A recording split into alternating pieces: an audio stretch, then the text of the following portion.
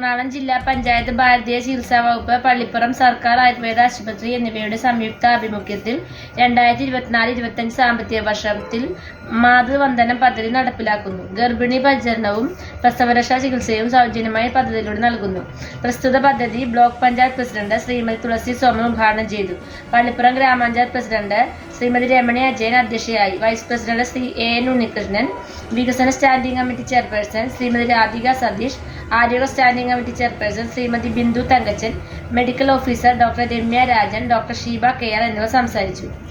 നമ്മളിവിടെ ജില്ലാ പഞ്ചായത്തിന്റെ പദ്ധതിയായ മാതൃവന്ദനം എന്ന പദ്ധതിയുടെ ഉദ്ഘാടനത്തിന് വേണ്ടിയാണ് എത്തിച്ചേർന്നിട്ടുള്ളത്. പ്രസവാനന്തരം ആവശ്യമായ ആയുർവേദ മരുന്നുകൾ സ്ത്രീകൾക്ക് ലഭ്യമാക്കുന്ന പദ്ധതിയാണ് മാതൃവന്ദനം. 2 വർഷങ്ങളായിട്ട് നമ്മുടെ ജില്ലാ പഞ്ചായത്ത് ഈ പദ്ധതി നടത്തി വരികയാണ്. ആദ്യത്തെ വർഷം നമ്മുടെ ജില്ലാ ആയുർവേദ ആശുപത്രിയിൽ മാത്രമാണ് ഈ പദ്ധതി ഉണ്ടായിരുന്നത്. അപ്പോൾ നമ്മുടെ ജില്ലയിലെ എല്ലാ ഡിസ്പെൻസറികളിൽ നിന്നും ആശുപത്രികളിൽ നിന്നും പ്രസവ ശുശ്രൂഷയ്ക്ക് ആവശ്യമായവരെ നമ്മളവിടെ അയക്കാറുണ്ട്. ആ ഒരു പദ്ധതിയുടെ സ്വീകാര്യത കണ്ടുകൊണ്ടാണ് ജില്ലാ പഞ്ചായത്ത് ഈ വർഷം നമുക്ക് 73,60,60,000 രൂപയാണ് ഈ പദ്ധതിക്ക് വേണ്ടി എറണാകുളം ജില്ലയ്ക്ക് അനുവദിച്ചത്. അത് നമ്മുടെ ഏകദേശം 60ഓളം ഡിസ്പെൻസറികൾക്കും 18 NHM ഡിസ്പെൻസറികളിലും അതുപോലെ തന്നെ 6 ആശുപത്രികളിലും നമുക്ക് മാതൃവന്ദനത്തിൻ്റെ മരുന്നുകൾ ലഭ്യമാണ്. ഇവിടെ ആരംഭിക്കുകയാണ്. ഇത് എറണാകുളം ജില്ലയിലെ പ്രവർത്തനത്തിൽ നമുക്ക് ഫണ്ട് കിട്ടിയത് എറണാകുളം ജില്ലയിലെ എല്ലാ 6 ആയുർവേദ ആശുപത്രികളിലും ബാക്കിയുള്ള എല്ലാ പഞ്ചായത്തിലെ ഡിസ്പെൻസറികളിലായിട്ടും പ്രസവരക്ഷാ മരുന്നുകൾ സൗജന്യമായിട്ട് കൊടുക്കുക. എല്ലാ മരുന്നുകളും സൗജന്യമായിട്ട് കൊടുക്കുന്നതിനെയാണ് നമ്മൾ ഈ മാതൃവന്ദനം എന്ന് പറയുന്ന ഒരു പദ്ധതിയുടെ പേരിട്ടിട്ട് ഇത് ആരംഭിച്ചിരിക്കുന്നത്.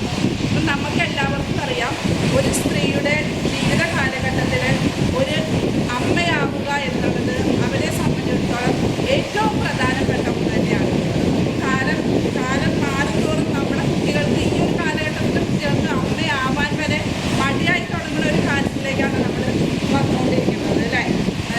എല്ലാവരും ഇപ്പോഴത്തെ കുട്ടികൾ പഠിത്തം ജോലിയൊക്കെ കഴിഞ്ഞിട്ട് ഈ ഒരു അമ്മയാവുക എന്ന് പറയുന്ന ഉത്തരവാദിത്തമാണ് ഏറ്റവും വലിയ ഉത്തരവാദിത്തം എന്ന് മനസ്സിലാക്കി അമ്മയാവുന്നേക്കാളും ഈ ജോലിയിൽ പ്രാധാന്യം അർപ്പിച്ചുകൊണ്ട് ജീവിതം മുന്നോട്ട് നയിക്കാമെന്നുള്ള ഒരു മനോഭാവമായിട്ടാണ് നമ്മുടെ ഈ കാലഘട്ടത്തിലെ കുട്ടികളിപ്പം വരുന്നത്.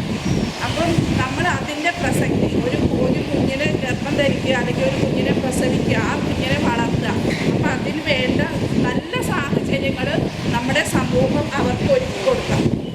അതിൻ്റെ ഒരു ഭാഗം തന്നെയാണ് സത്യത്തിൽ ഇന്ന് തുടങ്ങുന്ന ഇവിടുത്തെ ഈ മാതൃവന്ദനം പദ്ധതി. ഒരു ഗർഭിണിയായതിനു ശേഷം പ്രസവം 9 മാസം ഗർഭം ധരിക്കുന്നു, പ്രസവിക്കുന്നു. അതിനുശേഷം അവർക്കുണ്ടാകുന്ന ശാരീരികമായിട്ടുള്ള ബുദ്ധിമുട്ടുകളെ എങ്ങനെ തരണം ചെയ്യാം, ആ ഒരു രീതിയിലാണ് നമ്മൾ ആയുർവേദത്തിൽ പ്രസവരക്ഷാ മരുന്നുകൾ നൽകുന്നത്. ഇത് ഈ മരുന്നിനായിട്ട് എല്ലാവരും വരേണ്ടത് പ്രസവിച്ച് ആദ്യത്തെ ഒരാഴ്ചയുടെ ഉള്ളിൽ തന്നെ മാതൃവന്ദനം മരുന്നിനായിട്ട് ആശുപത്രിയിലെത്തണം. ആശുപത്രിയിലെത്തുമ്പോൾ നമ്മളെല്ലാവരും ഇപ്പോൾ പ്രസവിക്കുന്നത് ഒരു അലോപ്പതി ഹോസ്പിറ്റലാണ്. പണ്ടത്തെ കാലഘട്ടം പോലെ ആരും ഇപ്പോൾ വീട്ടിലൊന്നും പ്രസവിക്കുന്നില്ല. അപ്പം ഹോസ്പിറ്റലിൽ നിന്നും ഡിസ്ചാർജ് ആകുമ്പോൾ നമുക്കൊരു ഡിസ്ചാർജ് സമ്മറി കിട്ടും. അമ്മയുടെ പേരിൽ ഡിസ്ചാർജ് സമ്മറി കിട്ടുന്നുണ്ട്, കുഞ്ഞിൻ്റെ പേരിൽ ഒരു ഡിസ്ചാർജ് സമ്മറി കിട്ടുന്നുണ്ട്. അപ്പം അമ്മയുടെ പേരിൽ കിട്ടുന്ന ഡിസ്ചാർജ് സമ്മറിയുടെ ഒരു ഫോട്ടോ സ്റ്റാറ്റും ഈ അമ്മയുടെ ആധാർ കാർഡിൻ്റെ ഒരു ഫോട്ടോ സ്റ്റാറ്റും, ഈ രണ്ടുമാണ് നമുക്ക് ഈ പദ്ധതിക്ക് ആകെ നിങ്ങൾ ആശുപത്രിയിലേക്ക് കൊണ്ടുവരേണ്ടത്. ഇത് പ്രസവിച്ച ആദ്യത്തെ ഒരാഴ്ചയ്ക്കുള്ളിൽ തന്നെ ആശുപത്രിയിലേക്ക് മരുന്ന് വാങ്ങാൻ എത്തണം.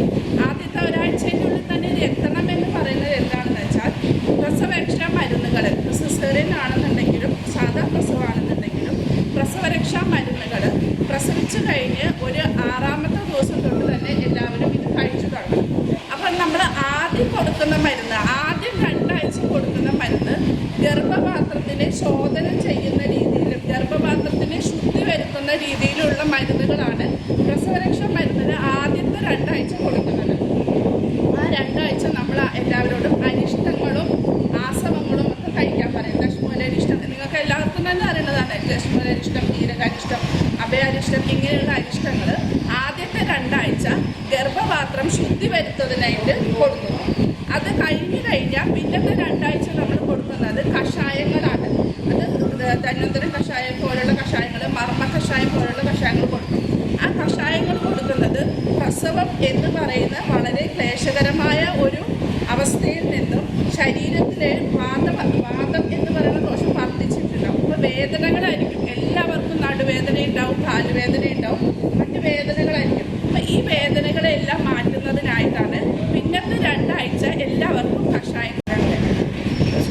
ഡോക്ടർ നമ്മുടെ ഈ ആശുപത്രിയിലെ എല്ലാമായ ഡോക്ടർ, പ്രിയപ്പെട്ട മറ്റ് ഡോക്ടർമാരെ, ജീവനക്കാരെ, പ്രിയപ്പെട്ടവരെ, ഇവിടെ സൂചിപ്പിച്ചതുപോലെ നമ്മൾ കഴിഞ്ഞ വർഷം ഈ പദ്ധതി തുടങ്ങിയപ്പോൾ തന്നെ നമ്മുടെ പഞ്ചായത്തിൽ നമ്മുടെ ആശുപത്രി കിട്ടിയതാണ്.